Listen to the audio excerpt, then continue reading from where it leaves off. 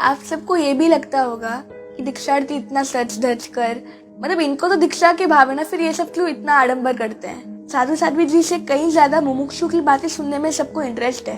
हम विदाई समारोह दिखावा के लिए नहीं करते हैं। अभी लक्षिता का भी विदाई समारोह नहीं होने वाला है। आप सब में से बहुत जनों का ये प्रश्न है कि लक्षिता तो दीक्षा ले रही है, तू अगर संसार में रहती तो सीए बनती, कुछ अच्छा करियर कर पाती, बहुत सारे जनों को सपोर्ट कर पाती। तू अभी तो दीक्षा ले रही, मतलब दूसरों के ऊपर बोझ बन रही है। मैंने ये भी सुना था कि साध्वी जी भगवंत ने ऐसे कहा था कि 10 दिन तक हम रुकेंगे यहाँ पे। 12वां दिन हुआ नहीं कि संग आके पूछते साहिब जी आप कब निकल रहे हो। कई बार लोग ये पूछते हैं दीक्षा है, सब दीक्षा ले लेंगे तो फिर क्या मतलब फिर गोत्री कौन वराएगा। आप लोग ऐसा भी बोल रहे हो, देख महावीर प्रभु ने ना प्रभु की माता पिता की इतना इच्छा थी इसलिए उन्होंने दीक्षा माता पिता के देहांत के बाद ली। आप सभी में रहे हुए परमात्मा तत्व को प्रणाम करके मैं शुरू करती हूँ। आप सबको ये भी लगता होगा कि दीक्षार्थी इतना सच धज कर, इतना शॉकिंग, मतलब मेकअप वेकअप लगा के इतने फंक्शंस करते हैं, मतलब इनको तो दीक्षा के भाव है ना, फिर ये सब क्यों इतना आडंबर करते हैं। बट सॉरी, ये हमारी इच्छा नहीं, ये तो हमारे माता पिता की इच्छा होती है। उन्हें ऐसा होता है कि लास्ट मेरी बेटी को जो भी मेरे पास है सब कुछ उनको पहनाओ, उनको एकदम सच धज के उसको रेडी करूँ। पर हमको 0% इंटरेस्ट, क्योंकि अगर आप मुझे अभी भी बोलो ना कि लगता है ये सब उतार दे और अभी दीक्षा ले ले, अभी भी मैं राजी खुशी दीक्षा ले लूंगी, क्योंकि हम लोगों को इसमें इंटरेस्ट नहीं है। ओनली एंड ओनली हमारा इंटरेस्ट किसमें है तो रजोहरण। पूरी दृष्टि और सृष्टि हमारी तो रजोहरण में ही बसी हुई है, और आप लोगों की तो ये तो बात भूल ही जाइएगा कि दीक्षार्थी ये सब रेडी खुद के लिए होते हैं। सॉरी, और इवन मेरा तो कोविड के हिसाब से विदाई समारोह भी नहीं हो रहा है। मुझे 2000 लोग कोई आके बधाने नहीं वाले हैं। बट मुझे इस बात की इतनी खुशी है क्योंकि मेरी मम्मी पापा चाहते तो कोविड में भी विदाई समारोह कर सकते थे, बट उन्होंने मुझसे ज्यादा, उनकी इच्छा से ज्यादा शासन को ऊपर रखा। उन्होंने ऐसा सोचा अगर किसी को पता चला कि जैन लोगों ने, मतलब दीक्षार्थी ने विदाई समारोह रखा था कोविड में भी, शासन की निंदा नहीं हो, इसलिए मेरे माता पिता ने विदाई समारोह को नहीं रखा। उनकी इच्छा भी उसके लिए त्याग दी। हैट्स ऑफ, बहुत बहुत आनंद होता है पप्पा। तो ये बात तो भूल ही जाइएगा कि दीक्षार्थी खुद के लिए सचते हैं। सॉरी, दीक्षार्थी को तो आज भी अभी भी अगर आपने बोला जाए ना, तो अभी भी वो श्रमण वेश को, रजोहरण को धारने के लिए झूम ही रहे हैं। बस एक जमाना था जब जैसे ही प्रतिबोध मिले ना, बस उसी समय दीक्षा हो जाती थी। अभी क्यों नहीं होता ऐसा? क्योंकि अभी लोगों तक पहुंचे कि दीक्षा क्या है, दीक्षा कैसे होती है, दीक्षा के भाव कैसे होते, ताकि आप लोगों के अंदर भी जिन शासन का बीज आरोपण हो। बस उसी लिए ये मुहूर्त के और दीक्षा के बीच में इतना गैप होता है। वरना हमको जब दीक्षा के भाव है तब क्यों दीक्षा नहीं देते हैं? क्योंकि ताकि आप ही समझ पाए व्हाट इज दीक्षा। हर कोई इंसान साधु साध्वी जी भगवान के पास नहीं आता है। साधु साध्वी जी से कहीं ज्यादा मुमुक्षु की बातें सुनने में सबको इंटरेस्ट है। बट सीरियसली अगर आपका इंटरेस्ट साधु साध्वी जी भगवान के प्रति ज्यादा हो जाए ना, तो फिर मुहूर्त और दीक्षा के बीच में गैप नहीं रखेंगे। तो अभी इट्स योर चॉइस। अगर आप साधु साध्वी जी भगवान के पास जाना शुरू कर दोगे तो हम सीधा दीक्षा ले लेंगे प्रतिबोध होते ही। पहले की परंपरा वापस स्टार्ट हो जाएगी। आप सबको ऐसा लगता होगा कि विदाई समारोह सब हमारी इच्छा है, बट अभी 2 साल में करीबन बहुत सारे जनों की दीक्षा हुई, बट एक जन ने भी ऐसा नहीं कहा कि यार हमारा विदाई समारोह नहीं हो रहा है तो मैं दीक्षा भी नहीं लूंगी। हम विदाई समारोह दिखावा के लिए नहीं करते हैं। वो तो मात्र और मात्र जिन शासन में दीक्षा क्या होती है वो मात्र और मात्र उसी चीज के लिए करते हैं। एंड अभी लक्षिता का भी विदाई समारोह नहीं होने वाला है, पर यहाँ घर बैठे बैठे भी आप इस बेटी को इतने आशीर्वाद दीजिएगा कि बस भरत क्षेत्र की मेरी लास्ट दीक्षा हो और सीधा श्रीमंदर स्वामी के पास रजोहरण लेके हम सब सीधा मुक्ति पद में पहुंचे। आप सब में से बहुत जनों का ये प्रश्न है कि लक्षिता तो दीक्षा ले रही है, तू अगर संसार में रहती तो सीए बनती, कुछ अच्छा करियर कर पाती, बहुत सारे जनों को सपोर्ट कर पाती। इंडिपेंडेंट, खुद के पैरों में जिए, खुद के पैरों में खड़ी रह सकती थी। तू अभी तो दीक्षा ले रही है, मतलब दूसरों के ऊपर बोझ बन रही है। दूसरों को सपोर्ट करना तो दूर की बात, बस दूसरों के सामने दीक्षा मांगेगी। तो फिर संसार में रहने से ही अच्छा है ना, तू क्यों दूसरों को बोझ बन रही है? मैं उनको यह प्रश्न का ये जवाब दूंगी, अगर लाखों कमा कर भी, करोड़ों कमा कर भी अगर आप अभी भी स्ट्रेस फ्री नहीं हो, डिप्रेस्ड हो, तो फिर क्या मतलब? अगर मैंने अपना अच्छा करियर बना दिया, उसके बाद भी अगर मैं खुद ही स्ट्रेस फ्री नहीं हूँ, मैं उसके बाद भी बहुत डिप्रेस्ड हूँ, बहुत चिंताएं मुझे परेशान करती हो, तो फिर क्या यूज उस करियर का? आज बड़े से बड़े बिजनेसमैन हो, बड़े से बड़े स्कॉलर्स हो, बट अगर वो खुद ही डिप्रेस्ड हो तो फिर क्या मतलब? तो ये अपन ये मान सकते हैं ना कि सबसे बड़ा करियर इज नथिंग बट शांति और प्रसन्नता। हर कोई आज काउंसलर्स को मिलने जाते हैं, मुझे ये प्रॉब्लम है, तो ये बोल सकते कि हर चीज के पीछे अगर अपनी मन की शांति ना हो तो सब कुछ वेस्ट है। लाखों रुपए हो अगर आपके पास, बट अगर आप खुद ही उससे सेटिस्फाइड नहीं हो तो क्या मतलब? ऐसा नहीं है, राइट? तो ये डन किया जाए कि सबसे बड़ा career is nothing but Shanti and प्रसन्नता। दूसरी बात, आज बहुत जनों के पास बहुत कुछ है। मैंने थोड़े दिन पहले ये सुना था, कंपनी की वाइस प्रेसिडेंट, कहने को तो उसके पास क्या नहीं है, पैसे, वेल सेटलमेंट, सब कुछ, बट उसने डिप्रेशन में आके सुसाइड कर लिया। अब बताइए उसके करियर का क्या? अब उसके पास जो स्टेटस है, जो है, उसका क्या? यानी कंक्लूड किया जाए, करियर स्टेटस कितना भी हो, अगर आपकी मन की शांति, अगर आप उससे स्ट्रेस फ्री नहीं हो तो कुछ काम का नहीं, राइट? तो फिर करियर करता क्या है आपका? What is the role of your career? कुछ काम का है? सीरियसली बताइएगा, आपको ऐसा लगता है कि साधु भगवंत बोझ बनकर रहते हैं? साधु भगवंत हमारे ऊपर भार बन के रहते हैं, हमारे घर पे आके खाना मांगते हैं, ऐसा लगता है, राइट? आप मुझे बताइए, हम में से कई में ऐसे व्यसन होंगे, सिगरेट पीना, दारू पीना, विस्का लगाना, शॉट्स लेना, ये सब व्यसन होते हैं। उससे हम बहुत ज़्यादा एडिक्टेड हो जाते हैं। उससे छूटे पड़ने के लिए, उसको छोड़ने के लिए हम रिहेबिलिटेशन सेंटर जाते हैं। वहाँ पे 4 लाख देकर हम उसका जो एडिक्शन है वो निकालते हैं अपन से। और वो ही साधु भगवंत यूं ही 1 सेकेंड में आपको पचकान दिया नहीं कि आपसे छुटवा दिया। इतना इजी टास्क है ना, वो भी 0 कॉस्ट। बताइए, ये सपोर्ट नहीं है? अरे साधु भगवंत अपने प्रवचन के द्वारा, अपनी कथनी के द्वारा कितने जन को शांति पैदा करते हैं। बाकी सबका एक्सपीरियंस का तो पता नहीं, पर मैं मेरा खुद का एक्सपीरियंस देना चाहती हूँ। स्कूल से इतना स्कूल का भार, स्टडीज का भार आज हर एक टीनेजर को होता ही है। इवन मेरे को था, बट माइसेप के पास जाने के बाद ऐसे माइसेप ने समझाया, रिलैक्स फील करवाया। शांति, आत्मिक शांति मिली मुझे। सीरियसली, वो इन पैसे, उन भौतिक सुखों से नहीं मिलती है। वो खूब लाइन है ना, जो सुख पामू वीर वचन में, वो सुख नाही अमीरी में। पर हमें तो यही लगता है कि नहीं, अमीरी में जो सुखी है वो कहीं नहीं है। आज इसीलिए तो हम हर सेकंड पैसे के लिए दौड़ रहे हैं। ऐसा नहीं है? बताइए तो सही, आज किस को ऐसा नहीं लगता कि साधु भगवंत हम पर बोझ है? सेव वाटर, सबसे ज्यादा इसका किसी ने किया होगा तो वो कौन है बोलू? मात्र और मात्र साधु भगवंत। इतने से पानी में जो जी रहे हैं अपन आज किसको बोझ बोल रहे हैं? अपन जिन्होंने अपन को खुद को आत्मिक शांति देने का प्रयास किया। 0 कॉस्ट में कोई ऐसा काम करके दिखाता हो ना तो मुझे बताइएगा, मैं मान लूंगी आपको। और मैंने ना बहुत खोज की है, हर करियर में कोई ना कोई मिस्टेक्स तो मिली है। किसमें स्ट्रेस होता है, किसमें बहुत ज़्यादा टेंशन होता है। पर मैंने जो ये करियर देखा ना, माइंड ब्लोइंग। एक भी जिसमें मिस्टेक्स नहीं हो, एक भी त्रुटि नहीं मिली मुझे। बस मैंने ये करियर चूज कर लिया, खुद का काउंसलर फिर दूसरों का काउंसलर।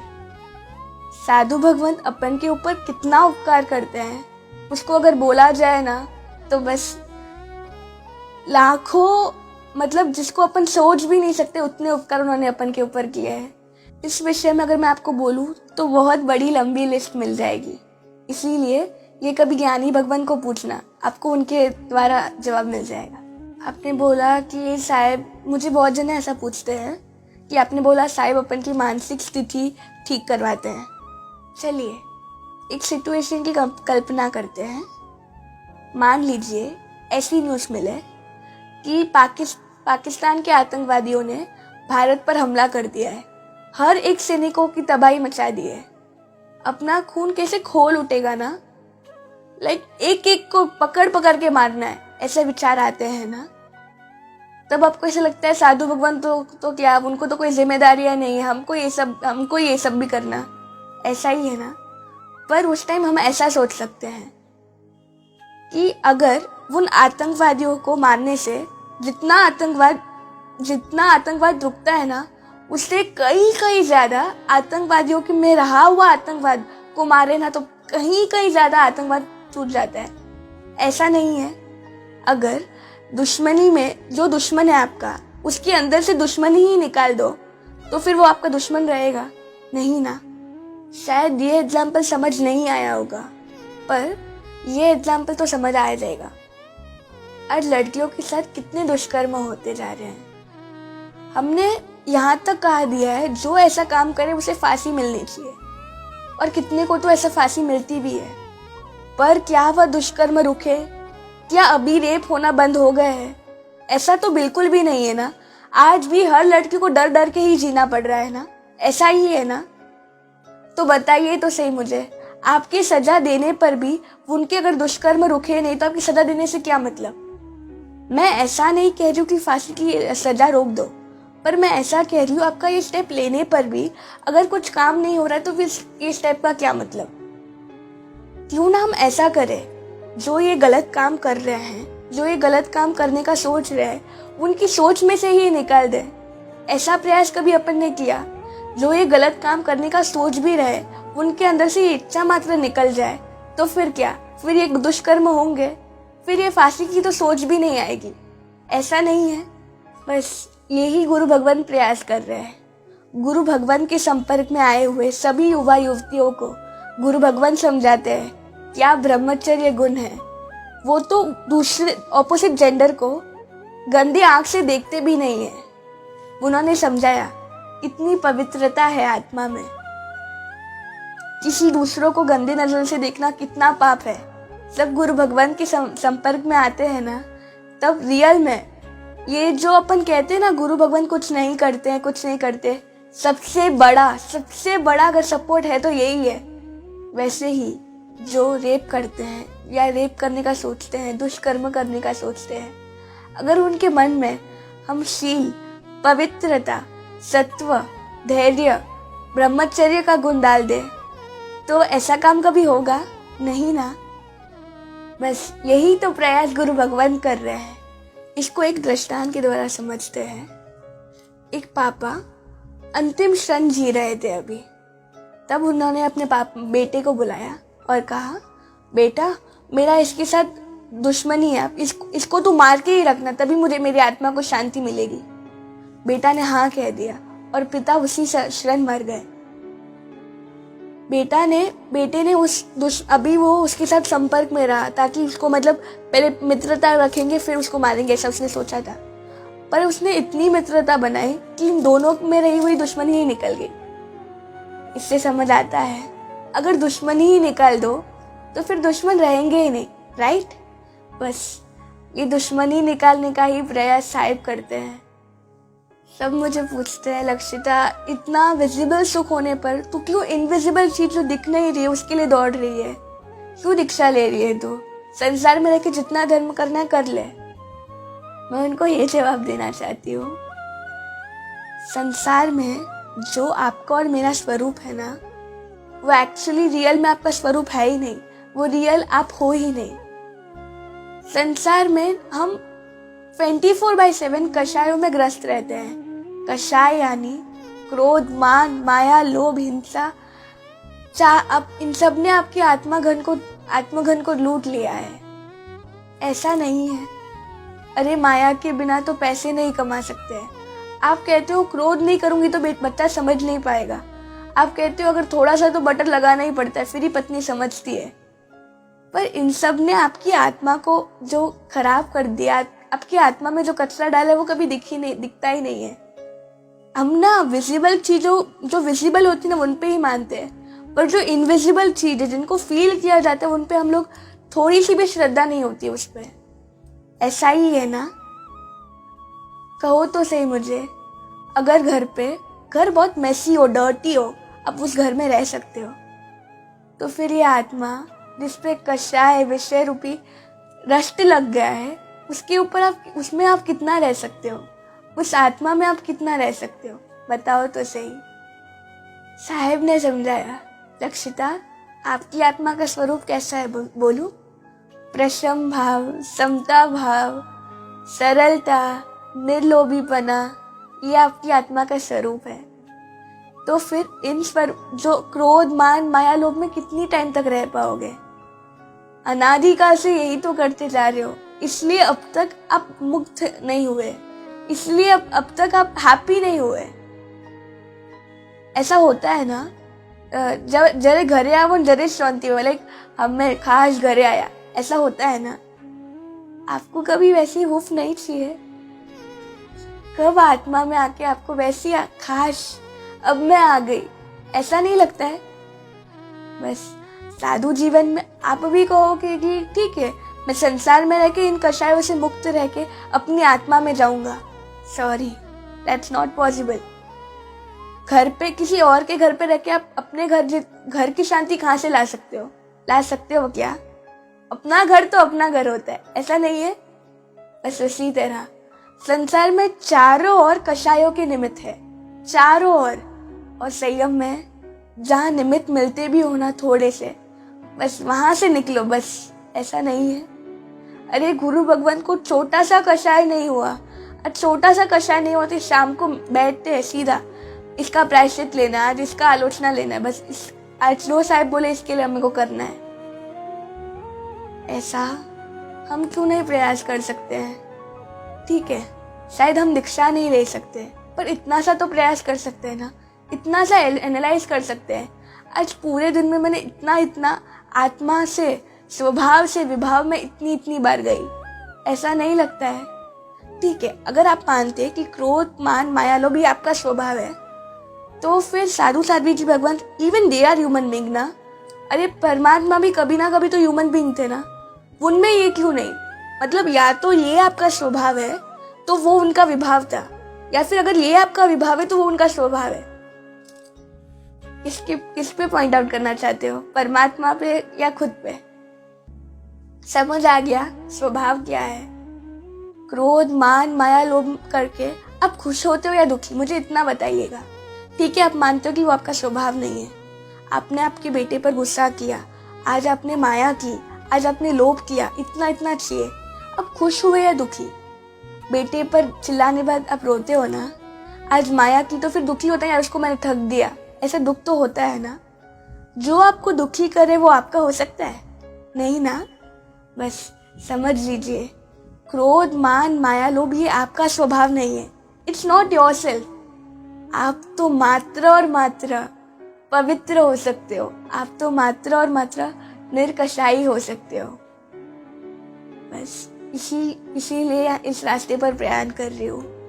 आप कहोगे लक्षिता, वहां जाके भी कषाय तो होने ही वाले हैं, पर गुरु भगवान की अद्भुत भेंट। साहिब, हर एक दिन का, हर रोज का जो भी पाप किया है मैंने, आज शाम को उसको मैं लिख के साहिब को दे दूंगी। साहिब उसका जो प्रायश्चित देंगे, उपवास, आमबिल, वो सब करेंगे हम।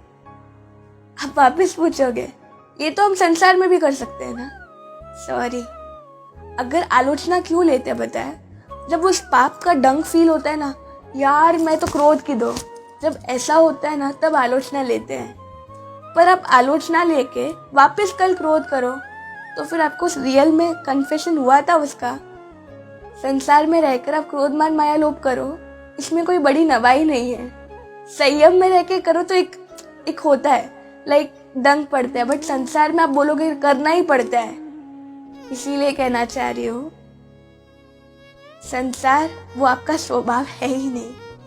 संयम वो मात्र और मात्र आपका स्वभाव है। त्याग करना, त्याग में ही खुशी है। सुख भोग में नहीं है, सुख तो मात्र और मात्र त्याग में है। प्रयास कीजिएगा हर एक भाव को मैं नोट करूं, बस उससे गुरु भगवान को प्रायश्चित करूं। पर सच्ची अगर भाव दंगता हो ना, तो फिर आप ही समझ लीजिएगा। अभी भी आप सबको यही लग रहा होगा ना, नहीं भाई मैं तो संसार में रहकर कशाय नाश कर सको। बट सॉरी, बच्चों को तो आप घर पे भी पढ़ाई करवा सकते हो ना। इवन आप एजुकेटेड हो तो आप उनको पढ़ाई करवा सकते हो ना। तो फिर स्कूल क्यों भेजते हो, फिर ट्यूशन क्लासेस क्यों भेजते हो? कोई आंसर है इसका? नहीं, हमको तो उनको वेल एजुकेटेड करना है। बस उसी तरह माई से लाइक अपन डांस क्लास भी भेजेंगे तो कौन सा सबसे बेस्ट जो आर्टिस्ट होगा उसके पास भेजेंगे, सबसे जो बेस्ट डांसर होगा उसके पास भेजेंगे। तो जो सबसे बेस्ट मुझे शुद्ध स्वरूप, शुद्ध आत्मिक लेवल में मुझे जो आगे बढ़ा सके, मैं भी उसके पास ही तो जाऊंगी ना। वो संसार में मुझे कोई नहीं मिला, वो मात्र और मात्र मुझे साधु भगवंत में ही दिखा कि ये सबसे बेस्ट है। अभी आप लोग बोल रहे होंगे कि लॉकडाउन में घर ही तो पढ़ाई कराइए। ठीक है, तो फिर लॉकडाउन जब पूरा होना तब भी घर पे ही पढ़ाई करवाना नहीं पॉसिबल है ना। बस उसी तरह संसार में रहकर कषायों से मुक्त होना नॉट पॉसिबल। अगर कंप्लीटली कषायों से मुक्त होना है तो फिर संसार को भी बाय बाय करना ही पड़ेगा। अब समझते हैं, जब तक आत्मा में कर्म का जंग लगेगा, जब तक लगता रहेगा तब तक आत्मा मुक्त नहीं हो पाएगी। जब आत्मा के ऊपर कर्म का आवरण निकला, उसी तरह उसी सेकंड आत्मा मुक्त हो जाएगी। तो हम अब जितने कर्म उस पर ऐड करते जाएंगे उतनी हमारी मुक्ति लेट होती जाएगी। आप लोग बोल रहे होगे कि दीक्षा लेनी है, ले पी, ठीक है थोड़ी बड़ी है मैंने पसी दीक्षा ले जाए, लाइक थोड़ी टाइम। ज्यादातर शादी मेरे को बहुत जन पूछते हैं, तो जब शादी का डिसीजन आएगा ना कि शादी करनी है या फिर दीक्षा, तब दीक्षा ले लेना। देखो दीक्षा की भाव है ना, अभी तो एंजॉय कर, अभी थोड़ी ना देखो कंपल कर रहे हैं कि शादी कर पे। उनको ये आंसर देना चाहूंगी कि जब तक आप संसार में रहोगे ना, तब तक आपकी आत्मा के ऊपर कर्म का आवरण आता जाएगा। तब तक आपकी आत्मा में जितने आवरण आएंगे ना, जितनी मुक्ति आपको लेट होगी। घर कितने जल्दी जाना है आपको, आज भी बोलो तो रेडी होना आप लोग। बस उसी तरह आज भी अगर मुक्ति मिले ना, तो क्यों ना इन सबको अभी छोड़ दूं। मेरे को तो अभी भी अगर आज्ञा दे देना तो मैं आज भी इन सबको छोड़ के दीक्षा लेने के लिए रेडी हूँ। जस्ट एक सेकेंड भी वेस्ट नहीं करना है। वीर प्रभु ने बताया ही तो है, समयम गोयम मापमाय। तो फिर अपन तो घंटों वेस्ट करते हैं। बस इसीलिए दीक्षा जितनी जल्दी लो ना, उतना ही जल्दी आपका सक्सेस, आपका प्रॉफिट होता है। तो अब तो नो क्वेश्चंस ना। सबने मुझे बहुत बार ये क्वेश्चन पूछ के, मतलब ऐसे लाइक सब बहुत जन ऐसे पूछ के ना दीक्षार्थी के मन के लाइक उनको भी सोच में पड़ा देते हैं। दादा दादी तो इच्छा नहीं है तो बस क्यों दीक्षा ले रही है, उन्होंने इच्छा विरुद्ध क्यों करे लेना है। सीरियसली बोलो ना, उनकी इच्छा क्यों नहीं है बोलो, क्योंकि उनको मेरे ऊपर मोह है, राग है। राग दो टाइप के होते हैं, एक तो गुण का राग और एक व्यक्ति का राग। व्यक्ति का राग रखकर हर कोई आज भटका ही है। इवन गौतम स्वामी को देख लीजिए, गौतम स्वामी को वीर प्रभु पर गुणों का राग तो था, पर व्यक्ति का राग भी था। वही चीज उनको अटका रही थी। गौतम स्वामी के शिष्यों को तो केवल ज्ञान होता था, लेकिन गौतम स्वामी को केवल ज्ञान नहीं हुआ। वाई? एस उनको प्रभु के ऊपर व्यक्ति का राग भी था। उनको प्रभु के सिर्फ गुणों का राग नहीं था, उनके व्यक्ति का भी राग था। बस यही मतलब समझ आया, राग अटकाता है, राग आपका परिभ्रमण बढ़ाता है, राग आपके केवल ज्ञान से आपको दूर करवाता है। बस यही मात्र कारण है कि दादा दादी ने मुझे रोका कि लक्ष्य तो दीक्षा मत ले, प्लीज मत ले, अत्रो कांटो भरो रास्तो है वो ने। बट ये चीज़ इनको अटकाएगी वो जानने पर मैंने इनकी बात, इनकी इच्छा नहीं तोड़ी, बट इनका भी परिभ्रमण रोक दिया। ये जो अगर मैं इनकी बात सोचकर 3-4 और साल रुक जाती तो इनका और परिभ्रमण होता। एंड इसीलिए अगर मैं आज दीक्षा ले रही हूँ तो उनका परिभ्रमण स्टॉप हुआ तो उन्होंने मुझे दीक्षा की अनुमति दी लास्ट में भी, तो उससे उनके इतने पुण्य बढ़े कि उनका परिभ्रमण जो ज़्यादा होने वाला था वो भी और कम हो गया। यानी जितने मोह से छुट्टे पड़ोगे, जितने मोह से अलिप्त बनोगे, जो आपका स्वभाव है, जितना उसको टच करोगे, जितना उसको फील करोगे ना, उतना आपका परिभ्रमण कम होता जाएगा।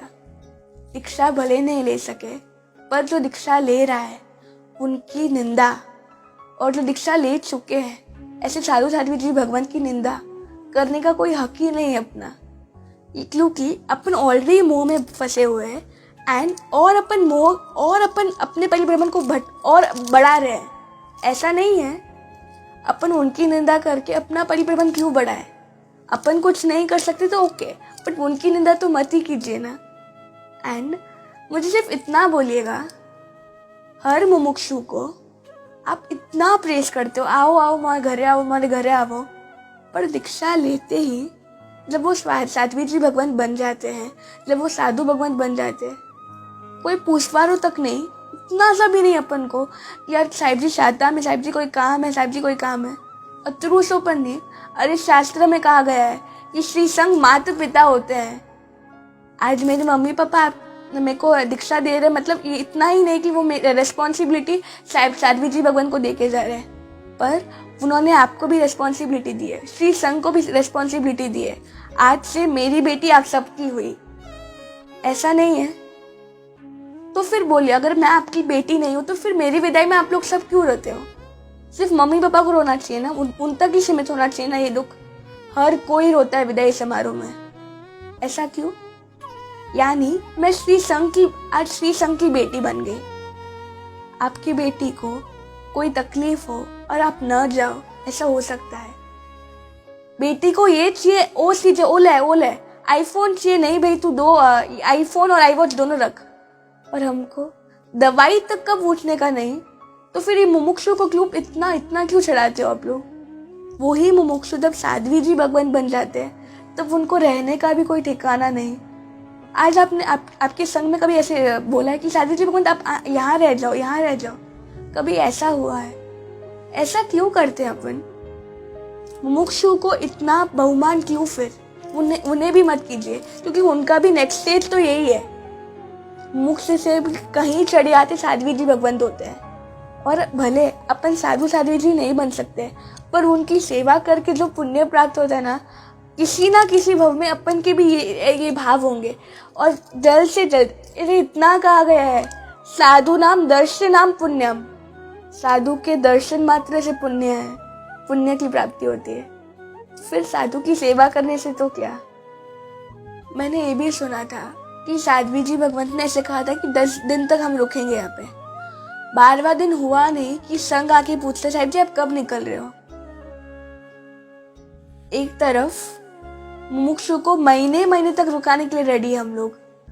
अब हमारे घर पे आओ ना, हमको लाभ दो ना, हमारे घर पवित्र करो ना।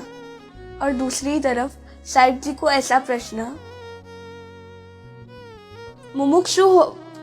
मुमुक्षुपने में आपने उनको इतना आदर दिया और साध्वी जी भगवान बनने के बाद क्यों नहीं? इस विषय पर आप ही चिंता और चिंतन करना, क्योंकि दोनों एक ही इंसान थे। इवन मुमुक्षुपने में जितनी उनकी पवित्रता थी ना, उससे कई ज्यादा साध्वी जी पने में थी। तो फिर उसके बाद आपका घर पवित्र नहीं होता है क्या? इस पे आप ही चिंतन कीजिएगा। ये तो आपने सुना ही होगा ना, साधु के नाटक करते करते उसको दीक्षा जीवन गम गया। दीक्षा जीवन इतना इजी नहीं है, क्योंकि आज हर कोई प्राप्त करने की इच्छा चाहते, लाइक मुझे ये मिले वो मिले, पर साधु जीवन में सैक्रिफाइस होता है। जो मेरे पास है वो भी मुझसे दूर हो जाता है। मेरे पास मम्मी पापा लग्जरी से सबको मैं दूर करके मैं खुद दीक्षा लेती हूँ। दीक्षा आपको क्या लगता है, अगर हर कोई दीक्षा ले ले तो आप ऐसा बोलते हो मैं हैंग दीक्षा पी लेला तू दीक्षा बोलेली अच्छी हैंग दीक्षा पी ले तो પછી संसार तन गोचरी कौन वरावी। कई बार लोग ये पूछते हैं दीक्षा हैंग सब दीक्षा ले लेंगे तो फिर क्या मतलब फिर गोचरी कौन वराएगा। मैंने ये बहुत बार सुना भी और कमेंट्स भी पढ़े ऐसे। पर एक बात बोलो, गोचरी की तो कोई परवाह नहीं है, कल धाम मिले उसकी कोई परवाह नहीं है। पर अगर आप लोग सब दीक्षा लेने का एक सिर्फ ऐसे बोलते हो तो मैं भी दीक्षा लो तो फिर गोचरी कौन वरावी। अगर आप सबने अगर दीक्षा ले भी लेना तो मैं कह सकती हूँ आपको कि देव ऊपर से नीचे आ जाएंगे कि वाह वाह वाह और वो खुद बोराएंगे। हर कोई दीक्षा ले नहीं सकता, दीक्षा इज नॉट इजी। क्योंकि अगर दीक्षा सब लोग ले सकते थे सबसे पहले भिखारी लेते ना, उनके पास तो ऐसे भी कुछ नहीं है तो उनको छोड़ने में क्या कोई प्रॉब्लम ही नहीं होती है। पर उनके पास प्राप्त करने की इच्छा, आज उनको अगर अपन 100 सोना मुद्रा देना उनको चाहिए दो दो दो दो, और वही साधु भगवान को एक सोने मुद्रा की भी इच्छा नहीं। बस यही फर्क है, हम क्यों भिखारी को वंदन नहीं करते और साधु को वंदन करते हैं। क्योंकि भिखारी और साधु दोनों के पास उतनी ही चीजें, 2 कपड़े तो आज के खाने का भी मुश्किल से होता है भिखारी के पास, और हमारे पास भी आज का ही खाने का होता है, कल का होता भी नहीं है। तो हम उनको क्यों वंदन नहीं करते और सिर्फ साधु को वंदन क्यों करते हैं। प्राप्त करने की इच्छा ही जिनसे निकल गई है, जिन्हें मात्र और मात्र जो मेरे पास है वो भी दूसरों को देना है, मेरे पास ये गुण है ओके मेरे को ये भी दूसरों को देना है, उनको भी ये बांटना है। जिन्हें सिर्फ बांटना और सैक्रिफाइस करना आता है उन्हें हम वंदन करते हैं। तो ये बात तो भूल ही जाओ, ये हैंग दीक्षा ली तो बस गोचरी कौन वराविला। क्योंकि हमें तो आज की कल की भी परवाह नहीं कि कल क्या वरेंगे। अगर आज की गोचरी मिल गई तो बस बैन खप नहीं है, ऐसा तो सुना ही होगा ना हमने। बस अद्भुत है ये साधु जीवन, हर कोई को नहीं मिल जाता है इसे। बहुत ही प्रचंड पुण्य चाहिए ये साधु जीवन मिलने के लिए। और बस प्रभु की इतनी असीम कृपा बरसी कि साधु जीवन सिर्फ अच्छा लगने लगे ना, वो भी बहुत बड़ा पुण्य है, बहुत बड़ा पुण्य है। एको अपि शुभ भाव भगवत प्रसादेन एव लभ्यते। एक भी शुभ भाव वो प्रभु के कृपा से ही प्राप्त होता है। तो फिर थोड़ा सा भी अगर साधु जीवन गमा होना तो वो भी प्रभु की ही कृपा है। एंड लाइक आप लोग बोलते हो कि दीक्षा ले लेंगे हम लोग सब तो फिर क्या मतलब।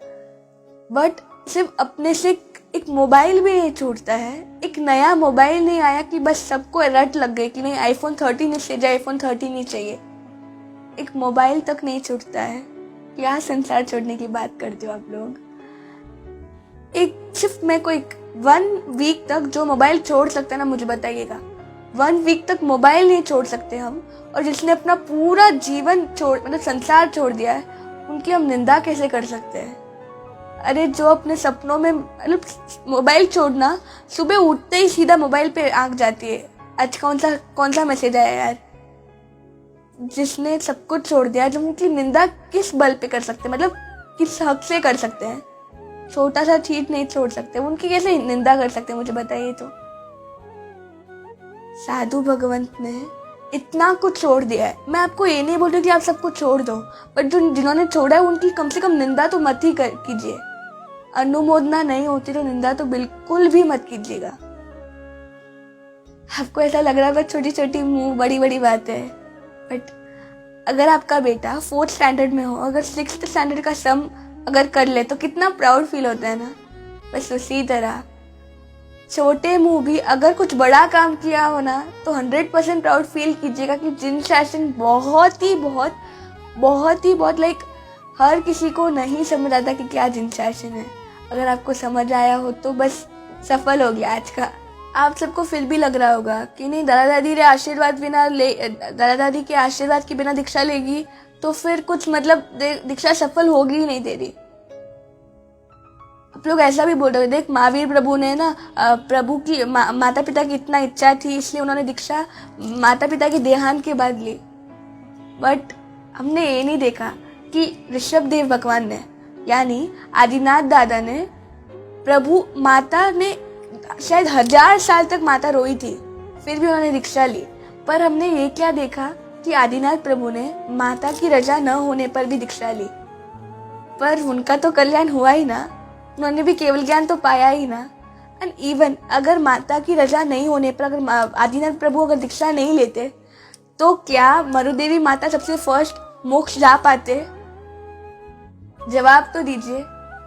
अगर ये होता ही नहीं, अगर आदिनाथ दादा रजा के बिना दीक्षा नहीं लेते, तो फिर क्या उसकी माता मरुदेवी माता मोक्ष सबसे फर्स्ट जा पाते? नहीं ना। और कितना परिभ्रमण करते ना वो, क्योंकि उन्होंने दीक्षा अटकाई, इतने सारे जीवों की कल्याण का अटकाया, तो कितना परिभ्रमण करते ना वो। पर एक सच्चे पुत्र का कर्तव्य आदिनाथ दादा ने निभाया। उन्हें समझ आ गया था, अगर मैं अभी दीक्षा नहीं लूंगा तो मेरे कारण कितने जीवों का कल्याण अटकेगा, मेरे कारण मेरे स्व का कल्याण, इवन मेरी माता का कल्याण अटकेगा। बस उसी क्षण माता की रजा न मिलने पर, माता के आशीर्वाद न मिलने पर उन्होंने दीक्षा ली। और उसके बाद तो देखिए, माता की हर्षोल्लास तो देखिए। अपने बेटे को इतने बड़े पदवी पर देखकर माता को समझ आया कि यार मैंने कितनी बड़ी गलती की, कितना बड़ा अफसोस उन्हें हुआ उस टाइम। तो ऐसा नहीं है कि उनकी इच्छा नहीं है, उनके आशीर्वाद बिना दीक्षा सफल नहीं होगी। अगर ऐसा होता ना, तो आदिनाथ दादा आज तक कभी सिद्ध पद को नहीं पाए होते। मैं बहुत छोटी हूँ, पर मैंने बहुत बड़ी बड़ी बातें, मतलब बहुत हर्ट करने जैसी बातें आज बोली, कईयों के दिल बहुत ठेस पहुँचाया। I am very very sorry, मिच्छामि दुक्कड़म। आखिर आपकी ही बेटी हो ना, परमात्मा की आज्ञा विरुद्ध कुछ भी बोला हो तो मिच्छामि दुक्कड़म। तारो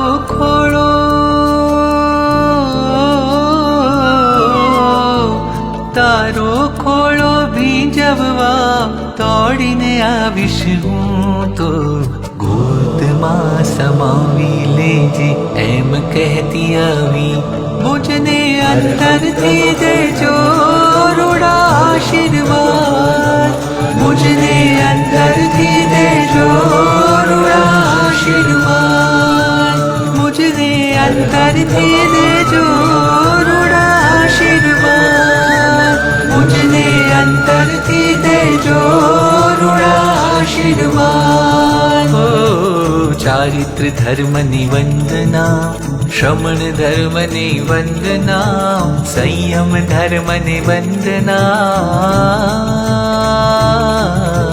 चारित्र धर्म निवंदना, श्रमण धर्म निवंदना, संयम धर्म निवंदना,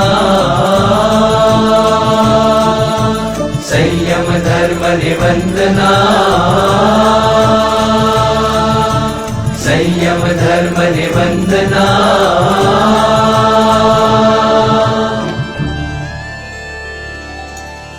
मुझने अंतर थी दीजो रूड़ा आशीर्वाद।